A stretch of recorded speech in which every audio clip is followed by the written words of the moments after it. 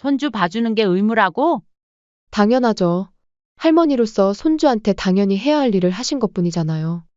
어머님은 항상 뭘 해주셔도 그걸 빚처럼 생각하시더라고요. 너는 내가 아플 때 한 번이라도 물어봐 준 적 있니? 내 상황은 한 번도 신경 안 쓰고 너네들만 생각하지? 어머님, 이제 와서 뭘 그렇게 따지세요? 어머님은 항상 그러시더라고요. 조금만 힘들면 바로 불평부터 하시고. 내가 지금까지 한 번이라도 불평했니? 무릎이 아파도 참고, 밤새 하윤이 안고 있어도 참고. 나는 다른 거 없다. 가족이니까 너네 사정 봐준 거지. 어머님, 솔직히 저는 어머님을 가족이라고 생각해 본 적 없어요. 뭐라고? 제 부모도 아닌데, 제가 왜 어머님까지 모셔야 하나요? 무릎 아픈 거 하소연하고 싶으시면 아들한테나 가서 하세요. 저한테 그러지 마시고요. 지안아, 그렇게 생각했구나. 그런데 왜 내 도움은 계속 받으려 했어? 왜 날마다 하윤이 봐달라고 했어? 당연히 할머니가 손주 봐주는 게 맞잖아요. 가족도 아닌데 내가 미쳤다고 손주를 왜 봐주니? 오늘부터 너희 일에 절대 간섭 안 할 테니까. 내가 원하는 대로 남처럼 지낼게. 이번 사연의 주인공은 경기도 평촌에서 홀로 살고 계신 조옥년 씨입니다. 올해 68인 옥년 씨는 10년 전 심근경색으로 남편과 사별하고 외아들 정혜윤을 위해 평생을 바쳐 살았습니다. 꽃집에서 일하다 은퇴한 옥년 씨의 손은 거칠지만 그 손으로 아들 하나는 제대로 키워냈다는 자부심이 있었죠. 3년 전 아들이 결혼할 때 옥년 씨는 서울 외곽의 34평형 아파트 계약금을 마련해 주었습니다. 평생 꽃을 다듬으며 모은 돈과 남편의 보험금을 모두 털어서요. 엄마, 이거 너무 큰 돈인데. 정말 괜찮아요? 됐어. 정 고마우면. 너희 둘이 행복하게 서로를 위해주면서 사는 모습 보여주거라. 그게 나한테 보답하는 거야. 아들은 눈물을 글썽이며 큰절을 올렸고 며느리도 감사 인사를 여러 번 전했습니다. 옥년 씨는 그날이 평생 가장 뿌듯한 날이었다고 생각했습니다. 아들 부부는 새 집에서 잘 지내는 듯했습니다. 명절이면 찾아와 인사를 드리고 한 달에 한 번은 꼭 옥년 씨를 모시고 외식을 했죠. 그런데 첫 손주 하윤이가 태어나고 나서부터 모든 게 달라졌습니다. 아이가 태어난 지 2달쯤 됐을 때였습니다. 며느리의 전화가 왔죠. 어머님, 혹시 내일 시간 되세요? 제가 급한 약속이 생겨서요. 하윤이 좀 봐주실 수 있을까요? 딱 2시간만요. 약속은 2시간이었지만 며느리는 6시간 만에 돌아왔습니다. 손에는 쇼핑백이 들려 있었죠. 어머님, 미안해요. 친구들 만나다 보니 시간 가는 줄 몰랐어요. 옥년 씨는 별말 없이 고개를 끄덕였습니다. 밥도 제대로 못 먹고 아이를 돌봤는데 며느리는 식사하셨어요? 라는 말 한마디 없이 방으로 들어가 버렸죠. 그로부터 월요일, 목요일, 토요일 점점 손주를 봐주는 날이 늘어났습니다. 아이가 태어난 지 넉 달째 옥년 씨의 일주일은 이미 아들 집으로 출퇴근하는 날들로 가득 찼습니다. 그러던 도중 옥년 씨의 생일이 다가오고 있었습니다. 작년까지만 해도 아들은 꼭 찾아와 함께 저녁을 먹었죠. 일주일 전 옥년 씨는 아들에게 전화를 걸었습니다. 혜윤아, 이번 주 토요일에 시간 있니? 내 생일인데 같이 외식이나 할까 해서. 전화기 너머로 들리는 침묵. 아들은 잠시 말이 없더니 어색하게 웃었습니다. 엄마, 토요일이요?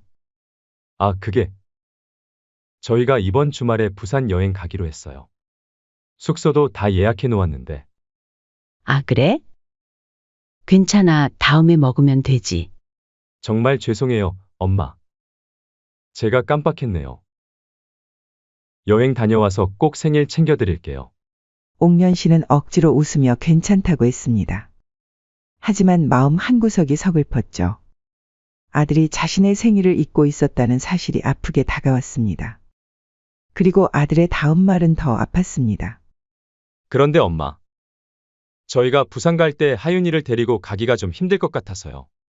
혹시 금요일 저녁부터 일요일 저녁까지만 하윤이 좀 봐주실 수 있을까요? 다녀와서 진짜 제대로 생일 챙겨드릴게요. 엄마가 좋아하시는 삼계탕 먹으러 가요. 옥년 씨는 말문이 막혔습니다. 자신의 생일에 여행을 가는 것도 모자라 손주까지 맡기겠다는 말이었습니다. 혜윤아, 사흘이나? 네, 너무 길죠? 하지만 엄마 말고는 하윤이 맡길 데가 없어서요. 장인 장모님은 시골에 계시고. 제발요, 엄마. 한숨을 삼키며 옥년 씨는 그래 라고 짧게 대답했습니다. 설렘은 이미 사라지고 무거운 발걸음으로 침실로 향했습니다. 금요일 저녁 아들 부부는 하윤이와 짐가방을 들고 옥년 씨의 집에 왔습니다. 어머니, 정말 감사해요. 하윤이 분유랑 기저귀 다 가져왔고, 약도 여기 있어요.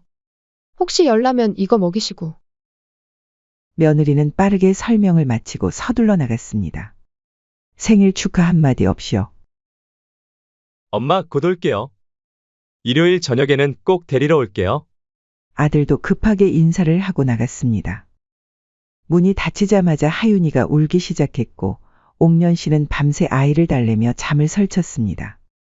토요일 옥년 씨의 생일이 밝았습니다. 아침부터 손주 하윤이는 열이 나서 보채고 옥년 씨의 무릎은 아파왔습니다. 평소라면 친구들에게라도 연락이 오곤 했는데 오늘은 하윤이 돌보느라 전화 받을 여력도 없었습니다. 점심을 먹이고 약을 먹이고 기저귀를 갈고 자신의 생일이라는 생각조차 잊을 만큼 하루가 정신없이 지나갔습니다.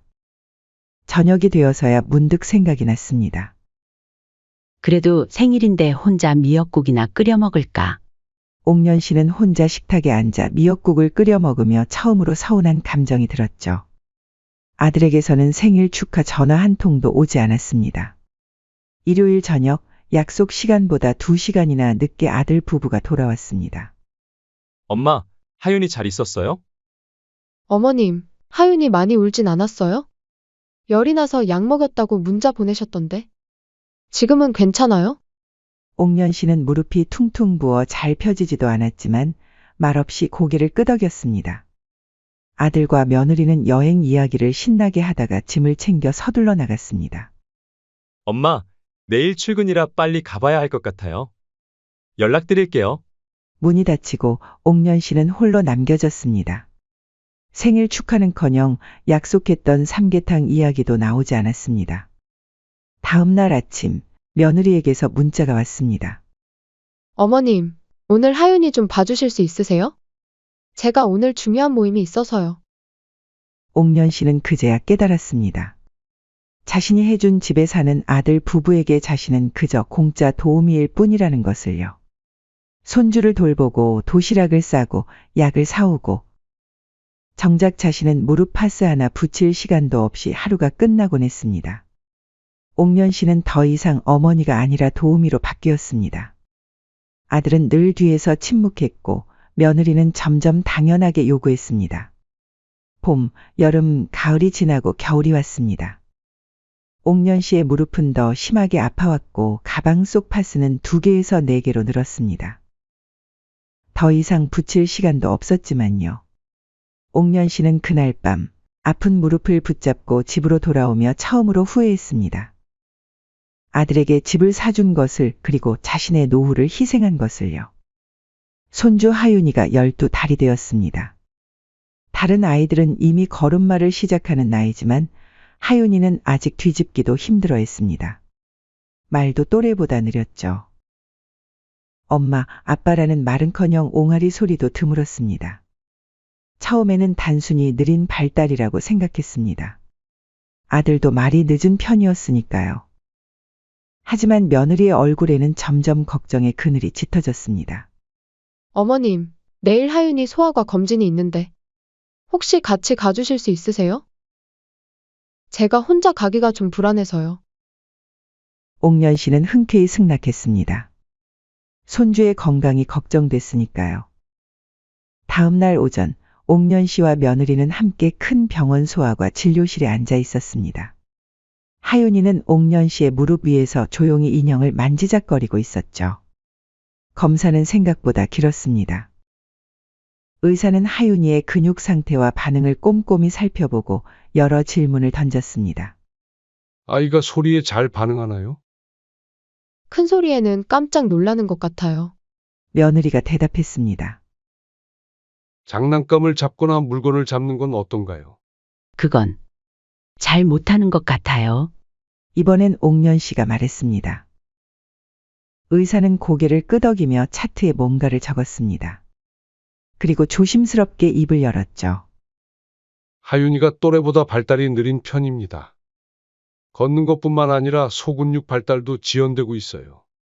추가 검사가 필요합니다. 무슨 병이라도 있는 건가요? 며느리의 목소리가 떨렸습니다. 아직 단정 지을 수는 없지만 유전적인 영향도 가능성이 있습니다. 가족력 조사도 병행해 보는 게 좋겠어요. 의사의 유전이라는 단어에 옥년 씨와 며느리는 동시에 굳어졌습니다. 서로 눈을 마주치지 못한 채 각자의 생각에 빠져들었죠. 양가 모두 가족력을 살펴보고 혹시 비슷한 증상이 있었는지 확인해 보세요. 다음 주에 유전자 검사를 진행하겠습니다. 병원에서 나오는 길, 택시 안에서 두 사람은 한동안 말이 없었습니다. 하윤이는 옥년 씨의 품에 안겨 조용히 잠들어 있었죠. 저기, 어머님, 며느리가 조심스럽게 입을 열었습니다. 혹시 어머님 댁에 이런 사례 있었나요? 발달 지연이나 그런. 옥년 씨는 잠시 멈칫했습니다. 며느리의 질문 속에 숨겨진 의미를 느낄 수 있었죠. 마치 당신 집안의 문제라고 말하는 것 같았습니다. 아니, 우리 집안에는 그런 거 없었어. 혜윤이도 말이 조금 늦은 것 말고는 건강했고, 남편도 좀 말이 늦었다고요?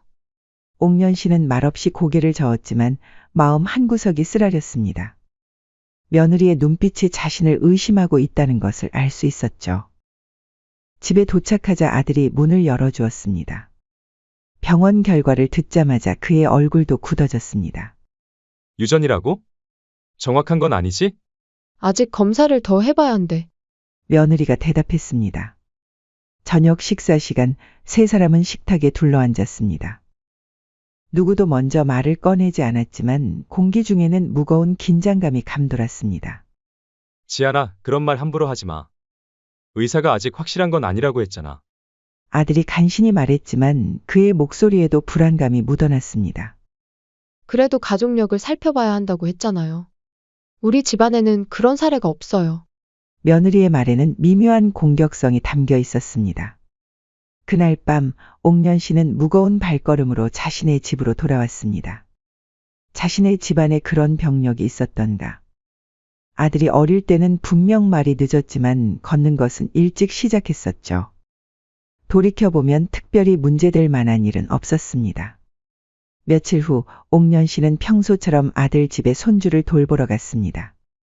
현관문을 열고 들어가려는데 부엌에서 며느리의 목소리가 들려왔습니다. 전화 통화 중이었죠. 오늘 병원 갔다 왔어. 아직 검사 결과는 더 기다려야 한대. 옥년 씨는 발걸음을 멈추었습니다. 들으면 안 될 것 같았지만 몸이 저절로 그 자리에 붙박인 듯 했습니다. 아니, 우리 쪽은 그런 거 없거든. 우리 가족들 다 건강하고 사촌들도 다 정상인데. 아무래도 시댁 쪽 유전인 것 같아. 솔직히 어머님이 더 책임져야 되는 거 아니야? 옥년 씨의 가슴이 쿵 내려앉았습니다. 수화기 너머로 친구의 대답이 들리지 않았지만 옥년 씨는 더 이상 들을 필요가 없었습니다. 손에 들고 있던 생선 봉지를 떨어뜨릴 뻔했습니다. 현관문을 닫고 다시 나왔습니다. 잠시 복도에 서서 진정한 다음 다시 초인종을 눌렀죠. 이번에는 확실히 자신의 존재를 알리면서요. 어머님, 오셨어요? 며느리는 아무 일도 없었다는 듯 문을 열었습니다. 하지만 옥년 씨와 눈을 마주치는 순간 무언가 느꼈는지 시선을 피했습니다. 그날 저녁 옥년 씨는 평소보다 일찍 자리를 떴습니다. 집에 돌아와 식탁에 앉아 생각에 잠겼죠. 다음 날 아들이 전화를 걸어왔습니다. 엄마, 내일도 하윤이 좀 봐주실 수 있어요? 저희가 병원에 가봐야 해서. 옥년 씨는 잠시 망설였습니다. 어제 들은 며느리의 말이 자꾸 머릿속에서 맴돌았습니다. 혜윤아, 엄마가 뭐 물어볼 게 있는데. 네? 무슨 일 있으세요? 하윤이, 혹시 그 검사 결과 나왔니? 전화기 너머로 잠시 침묵이 흘렀습니다. 아니요, 아직. 왜요? 그냥 궁금해서. 다시 침묵. 옥년 씨는 아들이 무엇인가 숨기고 있다는 느낌을 받았습니다. 엄마. 사실 좀 걱정되는 게 있어요. 하윤이가 또래보다 너무 느려서. 그래, 그럴 수 있지. 근데 혹시 엄마, 우리 집안에 그런 병력이 있었던 건? 옥년 씨는 가슴이 찢어지는 듯 했습니다. 아들마저도 자신을 의심하고 있었습니다. 혜윤아, 우리 집안에는 그런 거 없었어. 내 아버지도 건강했고, 나도 어릴 때 아픈 적 없었어. 아, 네, 알겠습니다. 그럼 내일 하윤이. 미안하다. 내일은 어려울 것 같구나. 내가 무릎이 많이 아파서. 엄마, 정말요. 근데 저희가 진짜 급한 약속이 있어서. 옥년 씨는 더 이상 말을 잇지 못했습니다. 아들의 말 속에는 어떤 연민도 걱정도 없었습니다. 그저 자신의 일정만 생각하고 있었죠. 며칠 후 하윤이의 추가 검사 결과를 듣기 위해 옥년 씨는 아들, 며느리와 함께 병원에 갔습니다. 진료실에 들어서자 의사는 고개를 끄덕이며 말했습니다. 정 필요하시다면 양측하게 모두 검사해 볼 필요가 있어요. 저희 쪽은? 며느리가 빠르게 말했습니다. 저희 가족들은 모두 건강하고 이런 증상이 전혀 없었어요. 옥년 씨는 며느리의 말에 서글픔을 느꼈습니다. 자신의 가족을 방어하기 위해 얼마나 빨리 자신의 집안을 지목하고 있는지가 보였기 때문이었죠. 어느 쪽이든 아직 확실한 건 아닙니다. 그리고 유전으로 온 게 아닐 수도 있고요. 의사가 조심스럽게 말했습니다. 그런데 정 걱정되신다면 저번에 말씀드렸다시피 두 분 모두 유전자 검사를 받아보시는 게 좋겠어요. 병원에서 나오면서 며느리는 옥년 씨를 피해 아들에게만 속삭였습니다. 당신 어머님도 검사받아야 할 것 같아요.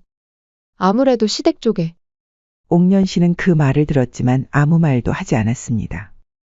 가슴 속에서는 분노와 썩을픔이 뒤섞였습니다. 자신이 병의 원인이라는 의심을 받는 것도 서글펐지만 더 서글픈 것은 아들과 며느리가 손주의 병을 자신에게 책임 전가하려는 태도였습니다. 그날 밤 옥년 씨는 오랜만에 잠을 이루지 못했습니다.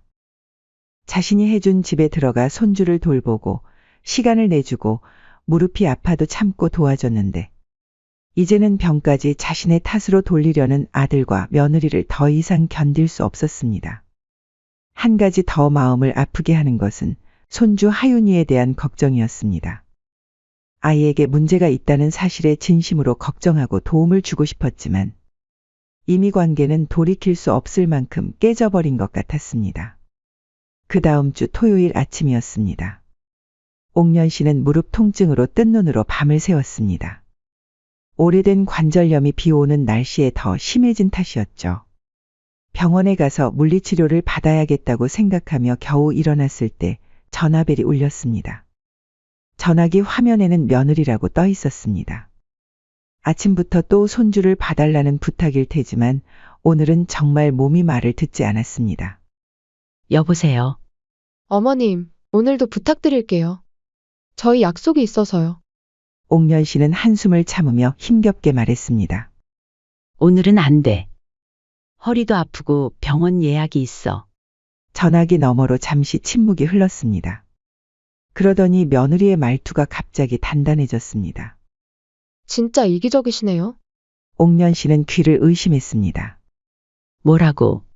어머님, 하윤이가 이렇게 아픈 상황인데 왜 자꾸 핑계를 대세요?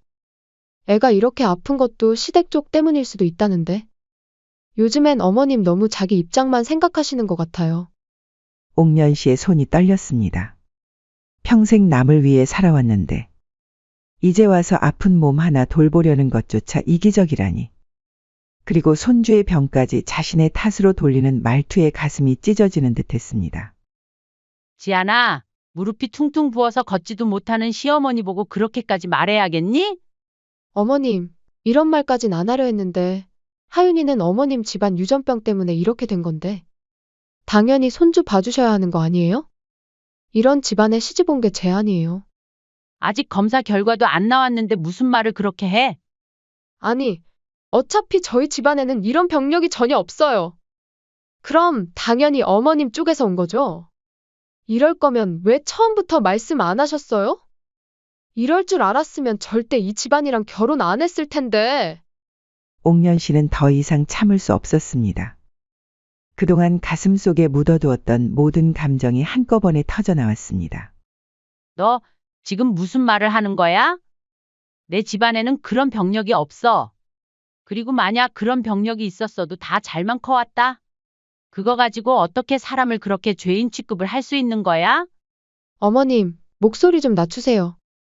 솔직히 말해서 어머님이 하윤이 봐주시는 것도 다 의무라고 생각해요. 어머님 때문에 아이가 이렇게 됐는데 당연히 책임지셔야죠. 의무? 내가 너희한테 무슨 의무가 있다고 그래?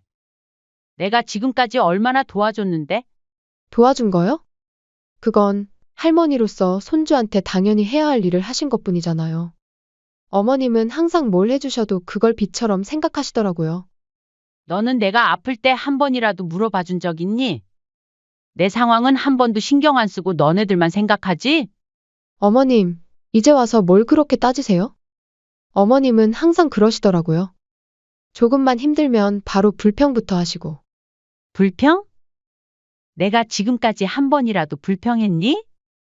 무릎이 아파도 참고 밤새 하윤이 안고 있어도 참고 나는 다른 거 없다. 가족이라 생각해서 봐준 거지.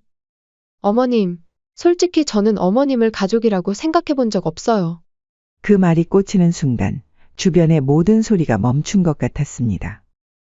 옥년 씨는 숨을 들이쉬었다가 천천히 내쉬었습니다. 뭐라고? 네, 어머님은 그냥 혜윤 씨 어머니일 뿐이에요. 제 부모도 아닌데 제가 왜 어머님까지 모셔야 하나요? 결혼할 때부터 어머님은 저한테 부담이었어요. 근데 하윤이 병까지 어머님 때문이라니. 정말 억울해요. 옥년 씨의 손이 떨렸습니다. 하지만 이상하게도 마음은 점점 단단해졌습니다. 지안아, 그렇게 생각했구나. 그런데 왜 내 도움은 계속 받으려 했어? 왜 날마다 하윤이 봐달라고 했어? 당연히 할머니가 손주 봐주는 게 맞잖아요. 그리고 어머님이 하윤이 병의 원인인데 당연히 책임지셔야죠.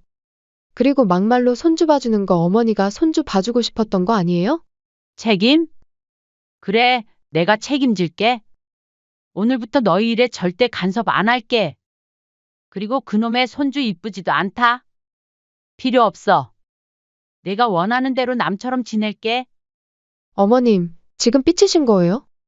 어린애도 아니고. 삐친 게 아니야. 내 말대로 우린 가족이 아니니까 이제 더 이상 가족인 척 안 하려고.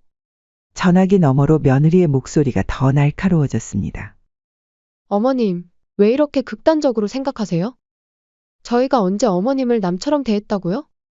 그냥 하윤이 좀 봐달라는 건데. 지안아, 내가 방금 나를 가족이라고 생각한 적 없다고 했잖아. 그러니까 이제 내 말대로 하는 거야. 아니, 그게 아니라. 어머님, 지금 저 협박하시는 거예요? 하윤이 안 봐주시겠다고요? 옥년 씨는 깊게 한숨을 내쉬었습니다. 너가 말했잖니? 난 이제 너희 가족이 아니니까 내 일에만 신경 쓸게. 어머님, 정말 이기적이시네요. 하윤이가 어머님 유전 때문에 이렇게 된 건데, 어떻게 책임도 안 지시려고 해요? 이게 양심이 있으신 거예요? 옥년 씨는 말없이 전화를 끊었습니다. 손이 떨렸지만 마음은 이상하게 단단해졌습니다. 오랫동안 억눌러왔던 분노와 서운함 그리고 결단력이 한꺼번에 솟아오르는 기분이었습니다. 그리고 며칠 뒤 아들에게서 전화가 왔습니다. 엄마, 지안이랑 무슨 일 있으셨어요? 많이 속상해하던데. 혜윤아, 내 와이프가 무슨 말을 했는지 알아? 그게 엄마, 지안이가 요즘 많이 예민해서 그래요. 하윤이 때문에 스트레스가 심해서. 내가 가족도 아니래. 하윤이 병이 다 내 탓이고 그러니까 당연히 내가 하윤이를 봐야 한다고. 옥년 씨는 말없이 전화를 끊었습니다. 가슴은 아팠지만 동시에 이상한 홀가분함도 느껴졌습니다. 이제야 자신의 생각을 솔직하게 말했다는 해방감이었죠. 그날 밤 옥년 씨는 서랍 깊숙한 곳에서 꺼낸 분양 계약서를 손에 들었습니다. 그 집 아직도 실소유주는 자기였습니다. 등기만 미뤘던 것이죠. 옥년 씨는 벽에 걸린 시계를 바라보았습니다. 아직 늦지 않았습니다. 조용히 전화기를 들고 번호를 눌렀습니다. 여보세요? 김 변호사님 맞으신가요? 조옥년입니다. 네, 조옥년 씨. 오랜만이네요. 무슨 일이신가요? 제가 소유하고 있는 아파트가 있는데 팔려고 합니다. 지금 당장요? 전화를 끊고 옥년 씨는 창밖을 바라보았습니다. 비가 오고 있었지만 마음은 이상하게 맑았습니다. 지금까지 느껴보지 못한 해방감이 전신을 감쌌습니다. 남처럼 지내자고? 그래. 이제부터 정말 남이 되어보자. 3주 후 계약이 성사되었습니다. 서울 외곽의 34평형 아파트는 급매로 다른 가족에게 넘어갔습니다. 옥년 씨는 변호사를 통해 모든 절차를 밟았고 법적으로 요구되는 최소한의 통보만 아들에게 보냈습니다. 한 달 내로 집을 비우라는 내용의 공식 문서였죠. 처음에 통지서를 받았을 때 아들은 농담인 줄 알았습니다. 어머니가 그럴 리 없다고 생각했죠. 그래서 그냥 무시했습니다. 옥년 씨에게 전화를 걸었지만 받지 않았고 문자에도 답이 없었습니다. 그날 저녁 정혜윤과 지아는 평소처럼 각자의 직장에서 퇴근하고 돌아왔습니다.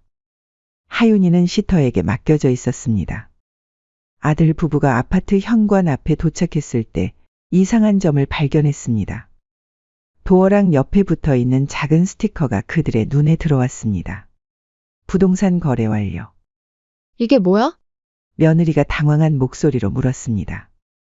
최종 통보 본 부동산은 김민석 씨에게 매각되었으며 2주 내로 완전히 비워주시기 바랍니다. 아들의 얼굴이 창백해졌습니다. 어머니가 정말로 집을 팔았다는 사실을 이제야 깨달은 것이었죠. 여보, 어떻게 된 거야? 며느리가 불안한 목소리로 물었습니다. 엄마가 정말 집을 팔았어. 아들의 목소리는 떨렸습니다. 뭐라고? 어떻게 그럴 수가 있어? 우리 집인데. 아니, 법적으로는 엄마 명의였어. 우리는 그냥 살게 해준 거지. 며느리의 얼굴이 하얗게 변했습니다. 그들은 그 자리에 서서 한동안 말을 잇지 못했습니다. 아들이 급히 어머니의 집으로 달려갔지만 옥년 씨는 차분하게 문을 열어주었습니다. 엄마! 이게 무슨 짓이에요? 왜 집을 파셨어요? 옥년 씨는 담담한 표정으로 아들을 바라보았습니다. 내가 원한 대로야. 남처럼 지내자며? 이제 정말 남이 됐네. 엄마, 그건 그냥 한 말이었잖아요. 어떻게 정말 집을 파실 수가 있어요? 우리가 어디서 살아요? 한 달 전에 통지서를 보냈는데 너희가 무시했지. 이제 와서 그런 말이 어딨니? 통지서요? 그거 진짜였어요? 엄마가 그럴 리 없다고 생각했어요. 옥년 씨는 천천히 고개를 저었습니다. 혜윤아, 이제 와서 그런 말 하지 마. 너희가 나한테 한 말들 어떻게 잊을 수 있겠니? 하윤이 병이 내 탓이라고. 내가 가족도 아니라고. 아들은 말문이 막혔습니다. 어머니의 눈에서는 더 이상 슬픔이나 분노가 보이지 않았습니다. 그저 담담함만 남아 있었죠. 엄마, 우리가 잘못했어요. 용서해 주세요. 제발 집 파신 거 취소해 주세요. 이미 늦었어. 계약은 다 끝났고 새 주인이 곧 들어올 거야. 2주 안에 집을 비워. 그 말을 마치고 옥년 씨는 조용히 문을 닫았습니다. 아들은 그 앞에 서서 한동안 멍하니 서 있었습니다. 다음 날 아들 부부는 긴급하게 새 집을 알아보기 시작했습니다. 하윤이를 위한 공간도 필요했고 당장의 거처가 필요했으니까요. 며느리는 계속해서 울었고 아들은 멍하니 앉아 있었습니다. 이럴 수가 있어? 우리 보고 남처럼 지내자더니 정말 집까지 팔아버리다니. 내가 뭘 그렇게 잘못했다고. 당신이랑 당신 어머니가 우리 아이 병의 원인인데. 며느리의 말이 끝나기도 전에 아들의 휴대폰이 울렸습니다. 여보세요? 네, 정혜윤입니다. 전화기 너머로 의사의 목소리가 들려왔습니다.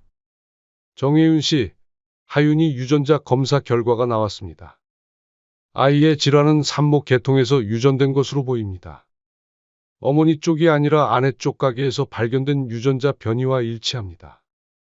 그 전화를 들은 순간 정혜윤은 조용히 고개를 떨궜습니다.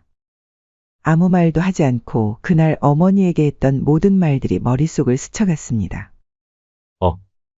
알겠습니다. 감사합니다. 전화를 끄는 아들은 한동안 말을 잇지 못했습니다. 며느리가 불안한 눈으로 물었습니다. 누구야? 뭐래? 하윤이. 검사 결과야. 그래서? 내 쪽 유전이래. 며느리의 얼굴이 굳어졌습니다.